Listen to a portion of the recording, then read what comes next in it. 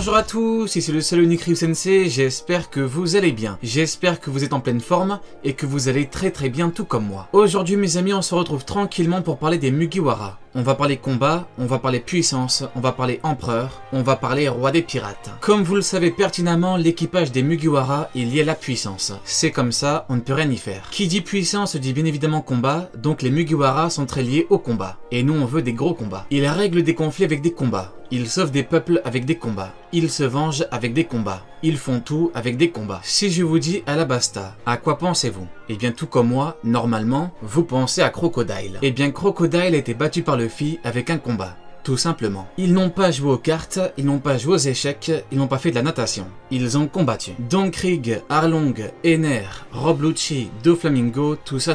Donc, aujourd'hui on va parler des Mugiwara par rapport à leur combat, mais pas n'importe quel combat. On va parler des combats finaux des Mugiwara. Vous pouvez mettre un gros pouce bleu sous la vidéo pour le soutien. Merci pour le soutien. Pour rejoindre l'Oro Jackson, ce grand navire, vous pouvez vous abonner à la chaîne. Petit rappel, j'ai ouvert une troisième chaîne, Ryu Sensei Prime. On rigole pas mal, il y a beaucoup de vidéos One Piece qui sortent, donc n'hésitez pas, le lien est en description. Akainu n'est plus trop actif sur le terrain, donc on peut se demander pourquoi. Où est passé l'homme qui gère toute la marine? Eh bien, il est désormais occupé parce que tous ces animés sont enfin réunis. Oui, mes amis, Wakanim déménage officiellement sur Crunchyroll. Les amateurs d'animés comme vous et moi sont gagnants grâce au contenu de Wakanim, disponible sur Crunchyroll France à partir d'aujourd'hui. Le prix de l'abonnement Crunchyroll reste inchangé. Un abonnement unique suffit pour accéder au plus grand catalogue d'animés et au dernier épisode en simulcast. Plus de sous-titrage, plus de doublage, plus de classiques, plus de tout. Plus de 40 000 épisodes sous-titrés et doublés sont globalement disponibles sur Crunchyroll, environ 12 000 en France. D'autres seront ajoutés quotidiennement sur le service en cours des prochaines semaines. Oui, c'est incroyable, on peut le dire. N'ayons pas peur des mots, c'est incroyable. Plus de 1000 heures, plus de 50 titres ajoutés en France, disponibles dès maintenant sur Crunchyroll. Chaque nouvelle série à venir sera en exclusivité sur Crunchyroll à partir du 1er avril. Créez maintenant un compte Crunchyroll et profitez d'épisodes sans pub en 1080p pendant 14 jours. Clique sur le lien dans la description pour en savoir plus. On va se demander quelque chose de très important par rapport à l'équipage des Mugiwara. L'équipage de Luffy, donc l'équipage du prochain roi des pirates. C'est toujours très important de le rappeler. La question est donc, est-ce qu'un jour les Mugiwara vont affronter la marine? Équipage de Luffy contre la marine. La question est très importante parce qu'on a potentiellement un énorme conflit par rapport au monde, par rapport à la piraterie et par rapport à la justice du monde de One Piece. Cette question fait écho à beaucoup de questions que je reçois régulièrement. Est-ce que les commandants de Luffy peuvent vaincre les amiraux? Quel est le niveau de Luffy par rapport aux amiraux, par rapport à l'amiral en chef, donc Akainu? Quel combat aura-t-on? Dans quel arc? Dans combien de temps? Tout ça. Tout d'abord mes amis, je tiens à briser un mythe. Un mythe qui vise à dire que la marine n'a pas encore eu d'arc pour la mettre en valeur. Mes amis, cette idée est totalement fausse. Pourquoi? Eh bien parce qu'il existe l'arc Marineford. Marineford, marine. L'arc Marineford est en fait justement fait pour montrer que la marine est très puissante et qu'elle peut vaincre un équipage Yonko. Donc en fait, tout l'intérêt de l'arc Marineford, c'est justement de montrer que la marine est présente, sur place et qu'elle est debout. Il ne faut pas croire que l'arc Marineford est l'arc Barbe Blanche parce qu'en fait l'arc Marineford est surtout l'arc de la marine. C'est le gros arc de la marine. Ce n'est pas pour rien si aucun amiral n'a perdu la vie. Par exemple, par rapport à Kainu, malgré les gros coups de Barbe Blanche, l'homme le plus fort du monde, il est revenu. Maintenant, bien évidemment, Barbe Blanche était affaiblie. Par rapport à son niveau, malheureusement, la maladie et la vieillesse l'ont affaibli. Et d'ailleurs, c'est pour cela qu'Akainu a pu le combattre en 1 contre 1. Même si bien sûr le combat n'a pas été long, mais il y a eu un combat tout de même. Ou plutôt des échanges de coups. Je vous le dis très clairement, en conditions normales, Barbe Blanche contre Akainu, Barbe Blanche non trahie, Barbe Blanche non malade, ça aurait été différent. En fait, il faut analyser le mini-combat pour comprendre. Barbe Blanche s'en foutait d'Akainu. Barbe Blanche ne pouvait pas se déchaîner. Malheureusement, par rapport à son fruit, il est bien trop destructeur. Donc paradoxalement, par rapport à Barbe Blanche dans l'arc, l'un de ses points faibles est également ce qui le rend si puissant, son fruit. Qu'on soit très clair et qu'on dise les termes. 4 éléments ont véritablement changé la donne. 1. La trahison de Squardo. Ce qu'il faut bien comprendre, c'est que par rapport à Squardo, par rapport à son coup, eh bien il a véritablement affaibli Barbe Blanche. Comme on parle de coup en traître à 200%, Squardo a pu taper où il veut. Donc là où ça fait très mal. Dans un combat en 1 contre 1, c'est différent parce que l'adversaire ne peut pas attaquer où il veut. Là voilà la différence. Un coup direct pris en combat et un coup direct pris en traître, c'est totalement différent. Avec un coup en traître, tu es bien plus libre. Tu peux faire ce que tu veux, enfin en principe, et tu peux attaquer où tu veux. Il y a juste à voir l'état de Barbe Blanche après le coup en traître. Il était vraiment fatigué.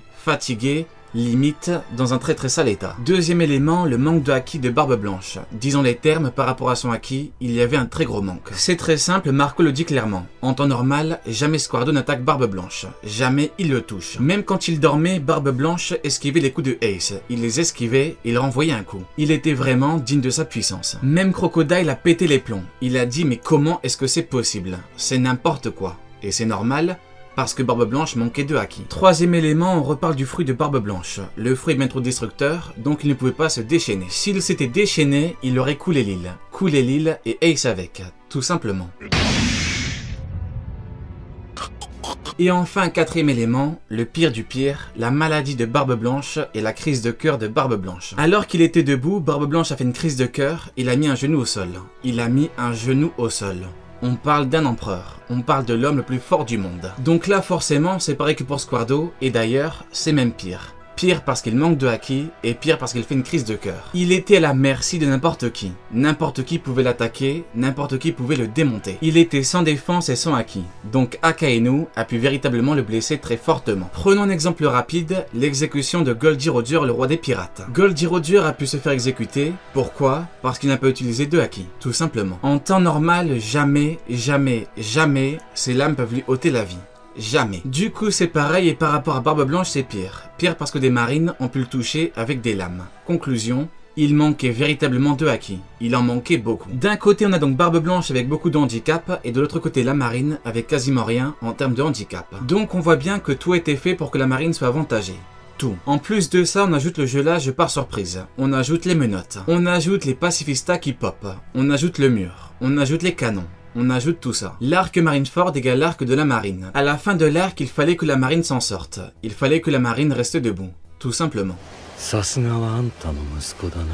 Mais alors, qu'en est-il de l'arc final? Si l'arc Marineford est l'arc de la marine, qu'en est-il pour la suite? Eh bien mes amis, c'est très simple, arc Marineford égale arc de la marine, arc final, ou proche de la fin, égale arc du GM. Dans l'hypothèse où effectivement les Mugiwara affrontent la marine, et bien par rapport au capitaine donc Luffy, eh bien je le dis et je le répète, il faudra au moins 2 amiraux pour vaincre Luffy.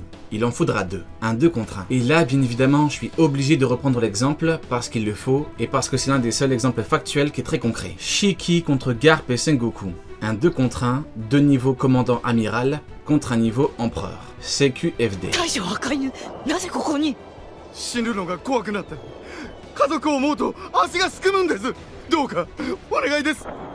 Mais alors, par rapport à Kainu, peut-il encore évoluer? Peut-il atteindre le niveau Yonko? Eh bien, je ne suis pas là pour dire que c'est impossible, donc pourquoi pas. Maintenant, le problème par rapport à lui, par rapport à Kainu, par rapport au chien rouge, c'est qu'il est censé avoir atteint son prime et qu'il a mis 10 jours à vaincre Aokiji. 10 jours. Donc, à son âge, passer de niveau commandant amiral à niveau Yonko, c'est très compliqué, voire quasi impossible. Il faut vraiment le faire pour doubler un niveau. Mais alors le doubler à plus de 45 ans, c'est vraiment très compliqué. À la limite s'il n'avait pas mangé de fruits, mais Akainu a mangé un fruit.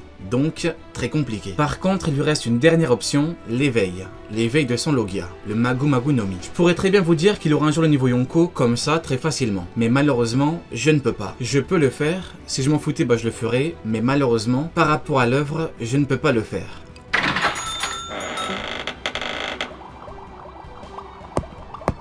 Pour concrètement répondre à la question, oui, les Mugiwara peuvent combattre la marine. On pourrait très bien voir un gros conflit Mugiwara contre marine. Par contre, ce n'est pas obligatoire, et c'est même très très loin d'être obligatoire. Pourquoi? Eh bien c'est simple. Il n'y a pas réellement d'intérêt pour les Mugi à combattre la marine. Pas vraiment. Quand on regarde l'équipage de Barbe Blanche aurait très bien pu, à l'époque, combattre la marine, attaquer la marine, démonter les amiraux, démonter le QG, tout ça.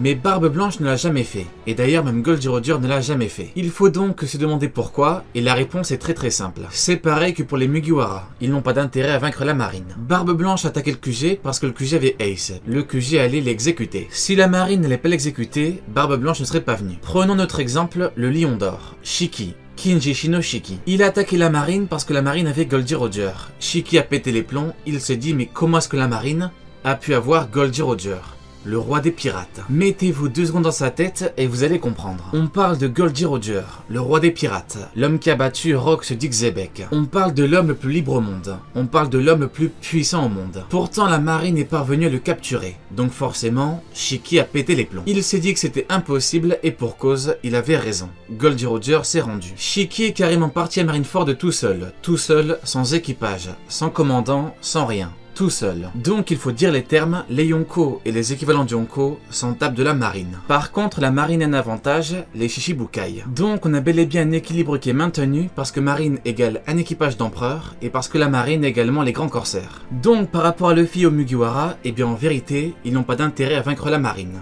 Pas vraiment. Les Mugiwara ne sont pas de mauvais pirates, ils ne pillent pas et ne font pas de l'extermination. Donc en vérité, Luffy n'a pas d'intérêt à ce que la marine disparaisse. C'est comme ça.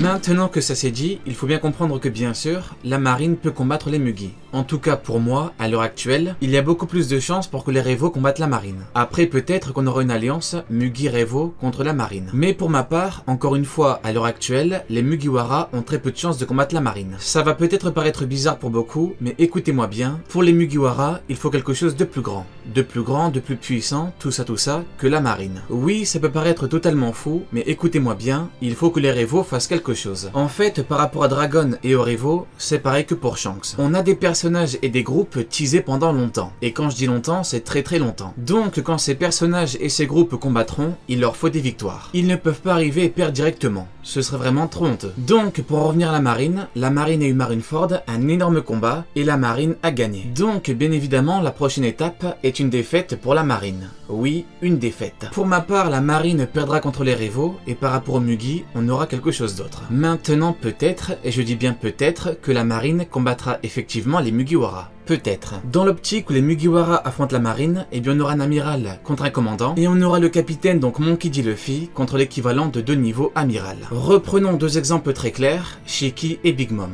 Pour les deux niveaux empereur, il leur a fallu un 2 contre 1, 2 niveaux commandant amiral. Maintenant, aura-t-on un Luffy contre Akainu? Eh bah écoutez, si vous voulez qu'Akainu se fasse démonter, pourquoi pas. Il faut comprendre quelque chose de très important. Maintenant la marine, via le GM, a quelque chose qui se nomme le SSG. Le SSG, qu'est-ce que c'est? Eh bien c'est quelque chose mis au point par Vegapunk, le docteur Vegapunk, et qui a un niveau mais considérable. Il faut comprendre que la marine peut se permettre de dégager les Shishibukai. Ils peuvent les dégager tranquillement. Ce qui est vraiment mais phénoménal, c'est que actuellement, l'équilibre des forces tient grâce à une alliance marine-Shishibukai. Donc comme le SSG remplace les grands corsaires, eh bien par rapport au SSG, on a quelque chose de très puissant. Parmi les Shishibukai, il y a Doflamingo, Hancock ou encore Mihawk. Donc on a des pirates avec de bons niveaux, et même de très bons niveaux. Le plus gros problème par rapport à eux et par rapport à la marine, c'est que les Shishibukai sont des pirates. Donc déjà de base, l'alliance est très bizarre. On est en 2022, on dit les termes, dans tous les cas, pour les deux parties, c'est très bizarre. Des pirates s'abaissent clairement à bosser avec la marine, et par rapport à la marine, c'est pareil. La marine s'abaisse clairement à bosser avec des pirates. On a donc un contrat qui arrange tout le monde, mais dans tous les cas, c'est vraiment bizarre. Des pirates travaillent avec la marine. Akainu, qui déteste les pirates, qui a une haine mais viscérale envers les pirates, en vient à dire qu'il est très compliqué d'imaginer un monde où la marine ne travaille pas avec eux. Imaginez un peu ça. Rappelez-vous, par rapport à Fujitora et Dressrosa, Akainu était énervé. Il avait la haine. Par contre, quand il a eu connaissance de l'abolition des grands corsaires, il a parlé gentiment à Fujitora. Donc on voit bien que la situation est très compliquée. Heureusement pour lui, il y a le SSG. Reprenons les bases de l'équilibre du monde, la marine égale un équipage d'empereurs égale tous les grands corsaires. Un Yonko ne veut pas attaquer la marine parce que la marine est alliée aux grands corsaires. Par contre, comme c'est terminé pour les grands corsaires, eh bien un équipage Yonko peut attaquer la marine. Comme on a une alliance Kaido Big Mom, eh bien pour la marine, c'est très chaud. Donc, par rapport au SSG, ça tombe à pic. Je vais clairement vous dire ce que je pense par rapport au SSG. Oui, ça pourra paraître excessif, mais il faut que je le dise. Vu comment cet énorme One Piece Bay est présenté, je pense que le SSG est supérieur à un équipage Yonko. Oui, ça peut paraître beaucoup trop, mais ce n'est qu'une impression. Je m'explique. On suit une logique classique de shonen, c'est-à-dire que par rapport à One Piece, on a ce qu'on appelle une montée progressive des puissances. Question simple, quel intérêt de dégager les grands corsaires si c'est pour avoir quelque chose d'identique en termes de niveau? Eh bien, hormis le fait qu'on ne parle plus de pirates, il n'y en a aucun. Il faut donc obligatoirement quelque chose de bien supérieur. Donc, quelque chose de bien supérieur au niveau d'un équipage d'empereur. Les Mugiwara vont affronter le SSG, une force supérieure à un équipage d'empereur. Vous l'aurez vu sur l'Euro Jackson.